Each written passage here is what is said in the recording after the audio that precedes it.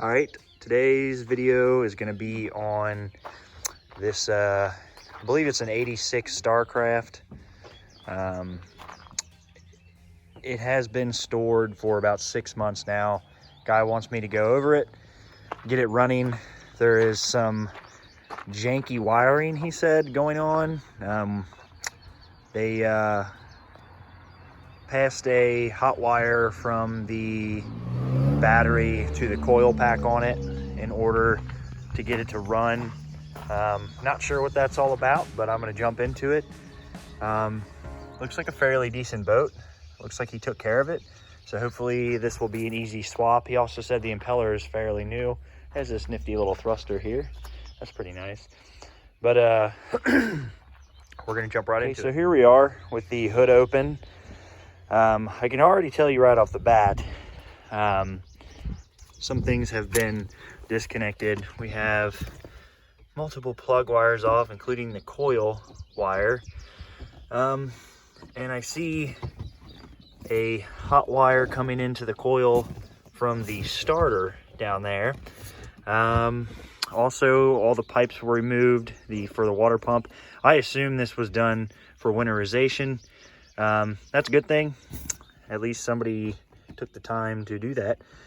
Let's see, we have what looks to be a brand new fuel pump there. That's very new. So is that starter.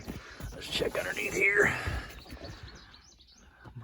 Nice new battery with a disconnect on it. So hopefully that battery's still good.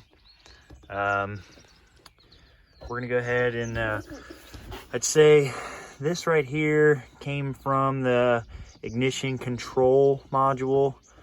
That's the purple wire. I've heard people having issues with this wire coming from the ignition control module before, and I'm assuming that's why they bypassed this with this hot wire going to the coil, which would have made it extremely difficult to turn off, which is why that plug has been taken off, was to shut the engine off when they were done messing with it.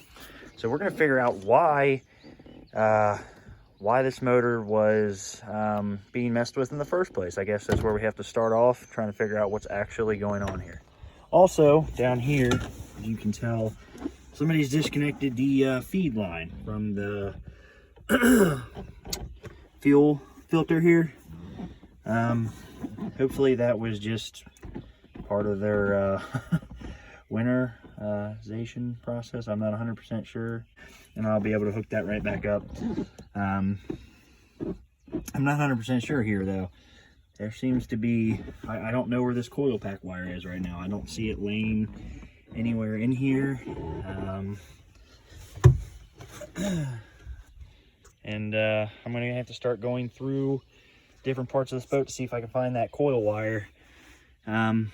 Or call the owner, possibly, find out if he knows where it's at, or if it's even around anymore. So we'll go ahead and start searching for that coil wire. I'll go ahead and reconnect our ignition control wire, the wire that comes from the ignition control, and see where that goes, and figure out what we're gonna do. Okay. All right, we found the coil wire. It had fallen down into the engine compartment down here. And I also found out where this hot wire came from. This is the wire that's running out to the trolling motor mounted to the lower unit out there. That guy right there. They had cut that and wired into the coil to get 12 volts.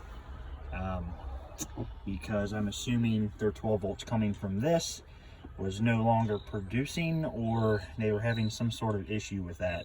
I have no idea. Speaking to the owner, this was a last minute fix. After he put the hot wire to the coil, they ran it about 5 minutes and it started to cut out again. So we're going to hook this back up, get this out of the way, hook it back up to where it needs to go, hook the coil wire back up, hook this plug wire back up.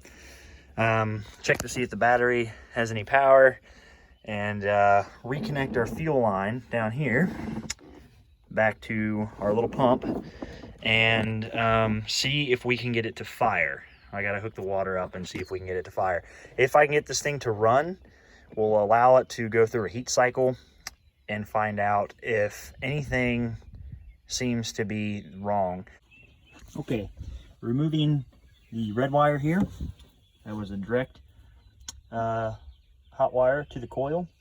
Reattaching the purple and brown wire to the coil. Turn the key on. I do have 12 volts. We're going to go ahead and continue following this down. I'm going to check the points in the cap here. See if I can get this cap loose.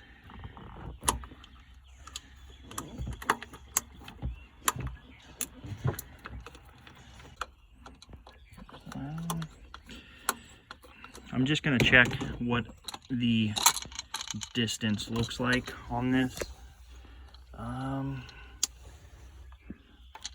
That stuff looks fairly new, actually. It doesn't look like original from '86, at least. I will tell you that I have had issues with this exact setup on this exact motor with this adjustment screw here being busted, or sorry, this adjustment screw right here being that it was stripped, no longer holding tension on this. There's our gap. I'll have to turn the engine over and see what happens there. And I'll get back with you. I'm gonna go ahead and turn the motor over and see if I can see what this thing is doing.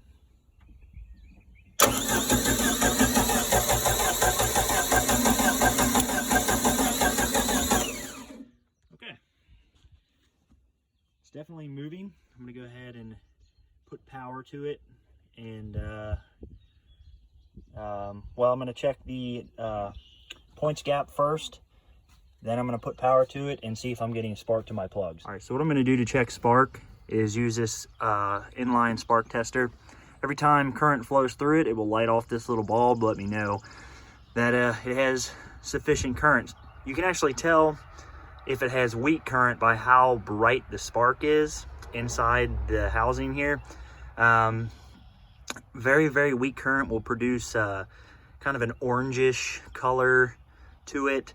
A powerful spark, you will be able to tell pretty quickly after you used it once or twice.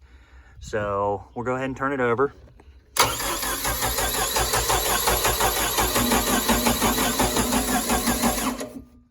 That was a strong spark. To do, I'm going to go ahead and replace the plug wire and hook up some water and see if we can get this thing to fire.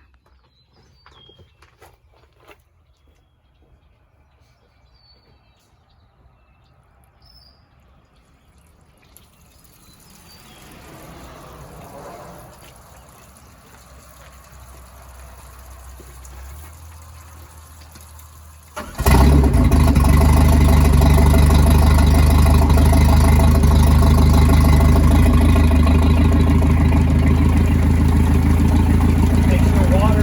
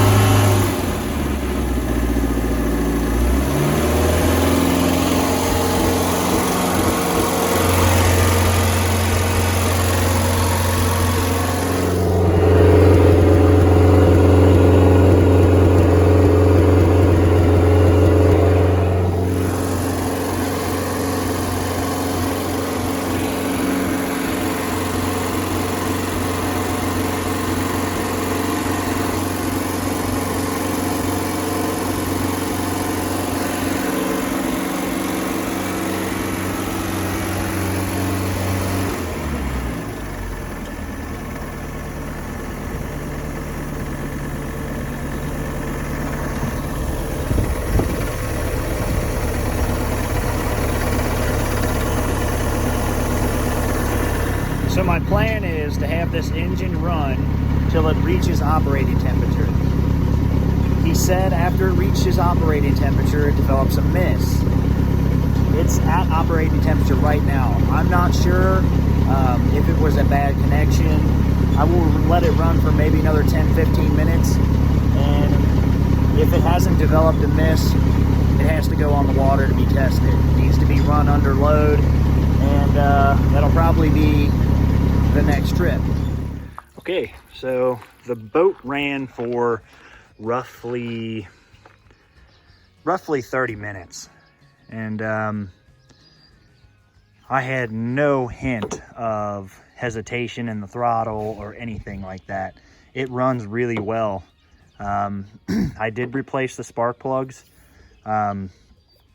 just as a general maintenance thing. The wires are in very good condition. The points are gapped correctly. I'm getting 12 volts. Everything's running great. I don't know what his issue was at the time, but it has not presented itself today. And sometimes this how it has to go. So what we're gonna do is call him, ask him if he wants us to run it on the water.